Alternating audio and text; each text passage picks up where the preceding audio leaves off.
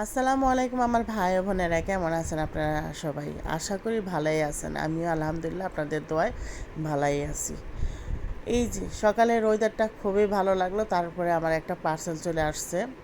পার্সেলটা নিছি হলো, এখানে 14টা সূরা আছে। এটা হলো ঘরের ভিতরে রাখবো। আসলে এই সূরাটা আমাদের পড়াটা খুবই জরুরি, কিন্তু আমরা কিন্তু অনেক সময় ভুলে যাই গা। তার জন্য আমি ভাবলাম, দেখা খুবই ভাল লাগছে। তো এটা নিচে হলো ঘর সাজাও মনের মতন একটা পেজের থেকে। তো আমার কাছে ফার্স্টে দেখেই কিন্তু খুবই ভালো লাগছে। বোর্ডের উপরে কাজ করা এই সূরাগুলো নষ্ট হইব না। তো সূরাগুলো হলো 14টা সূরা। তো কি কি সূরা আছে সব কিছু আপনাদের সাথে শেয়ার করতেছি, আবারও শেয়ার করবো। তো কোথায় কোথায় লাগাই সেগুলো কিন্তু আপনাদের সাথে শেয়ার করবো। এই যে দেখেন, ফার্স্টে হলো আমি এগুলো গুইনা নিতেছি, দেখি আমার ঠিক মতন 14টা সূরা আসছে নাকি। তো আলহামদুলিল্লাহ 14টা সূরা আমি হাতে পাইছি। তো এখন হলো এটা হলো এই যে এরকম কস্টিপ লাগাইয়া শুধু লাগাই দাও। ফার্স্টে হলো বিসমিল্লাহির রহমানির রহিম, মানে ঘর থেকে বের হওয়ার দোয়া।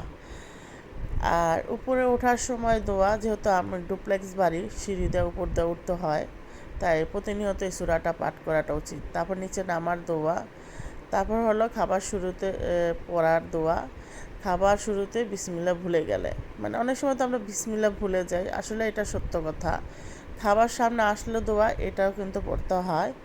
তারপর হলো আয়নার যে মুখ দেখি প্রতিনিয়ত, যেটা বেশি ইউজ করি সেই জায়গায় লাগাই দিছি।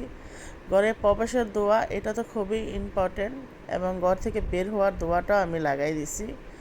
তারপর হলো এই যে আজান দেওয়ার শেষের দোয়া, অনেক সময় আমরা ভুলে যাই, যে জায়গাটা আমি সবসময় বসে থাকি সেই জায়গায় লাগাই দিছি, কারণ প্রতিনিয়ত আমি যে জায়গায় কাজ করি এবং বসে একটু জিরাই, তখনই কিন্তু আজানটা দুপুরে পড়ে জায়গা।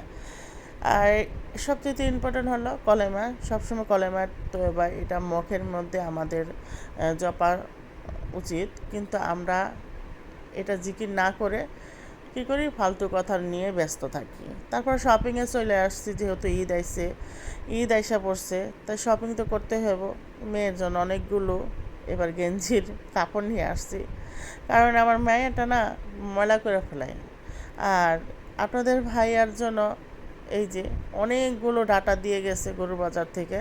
এখন বলতেছে ডাটা দিয়ে শুটকি দিয়ে চেপা শুটকি দিয়ে রান্না করে। আমি তো কখনো ভাই ডাটা দিয়ে চেপা শুটকি খাই নাই।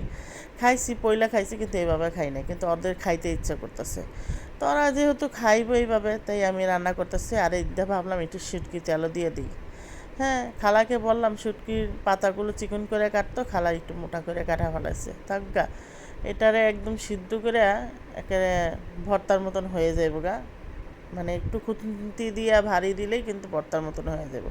তারপর হলো এই যে 12-13 জনের জন্য আমি এখানে খাবার বাইরে দিতেছি। এখানে হলো ডাটা এবং এই যে বক্সে করে ভাইরা দিয়ে আমি পাঠাই দিছি। পরের দিন সকালবেলা এত সুন্দর ওয়েদার, যে আপনাকে না দেখাইলে আর ভাল লাগে না, তাই আমি বারবার এখানে তো আপনাদের আমার বেলকনিতে এসে কিন্তু ভিউটা আপনাদের দেখাই, শেয়ার করি। আর জাহাজটা যাইতেছে।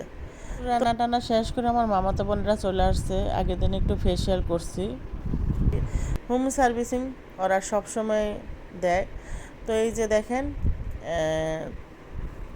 তো দুইটা বোনই আমাদের চলে আসছে আমাদের হাতে মেহেদি দেওয়ার জন্য। আগের দিন রাত্রে আমরা ফেসিয়াল করছি, আর এখন হলো মেহেদি দিয়ে নেব, যেহেতু ঈদ মাত্র আর একদিন বাকি আছে, তো মেহেদি তো দিতেই হইব। আর এই যে আমার ছোটো মাইয়ার মেহেদি দিতেছে আরেক খালাতো বোন। আমার 2-3টা খালাতো বোনই পার্লার চালায়, মানে বাসায় ওদের কোনো, মানে একটা বাসায় একটা পার্লার আছে, সেই পার্লারে কিন্তু ওরা কাজ।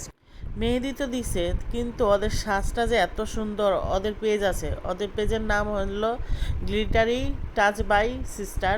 আপনারা চাইলে এই পেজে নক করে ওদেরকে পেয়ে যেতে পারেন। তারপর আলহামদুলিল্লাহ আমাদের কুরবানি পশু চলে আসছে। এই যে এখনও দুম্বা নিয়ে আসছে আপনাদের ভাই, এবারকে বলছে দুম্বা জব করবো। তারপরের দিনে আবার এই গরুটা নিয়ে আসছে কুরবানির জন্য। তো আলহামদুলিল্লাহ, তো আজকের মতন এই পর্যন্ত। সবাই